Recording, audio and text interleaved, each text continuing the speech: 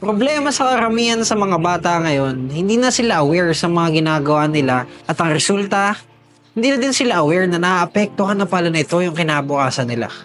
Magpa-party-party ka, magbibisyo ka, pag-gimmick-gimmick, maglalaro ka magdamag, sasama ka ng kasama sa mga bad influence friends mo at masasanay ka na ngayon dyan.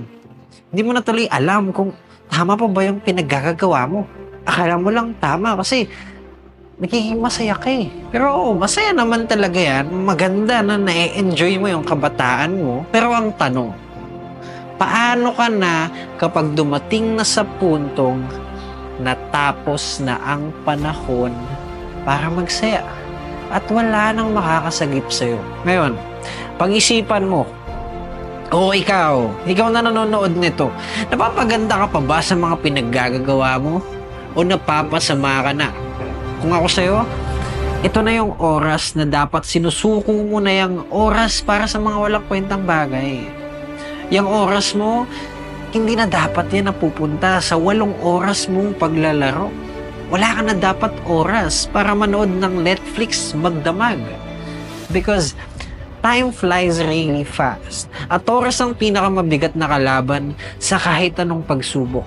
Alam mo sa sarili mo kung anong gusto mong maging. Tama? Paano mo malalaman? Binigyan tayo ng Diyos ng oras, binigyan tayo ng Diyos ng talento, binigyan tayo ng Diyos ng kakayahan maging malikhain. At hindi yan pwedeng ginagamit mo lang sa social media para gumawa ng memes at mag-post ng mga walang kwentang bagay at puro kalokohan. Kailangan gamitin mo yan para gumawa ng mas makabuluhang bagay. Dahil yung binigay sa yung oras ng mundo na gagamitin mo lang sa walang kakwenta-kwentang bagay, yan din ang magdadala sa'yo sa walang kwentang buhay. Kaya kung ako sa'yo, habang maaga pa, pakinabangan mo tong 5 bagay na to bago mangyari sa'yo ang 5 bagay din na to. Ano yun?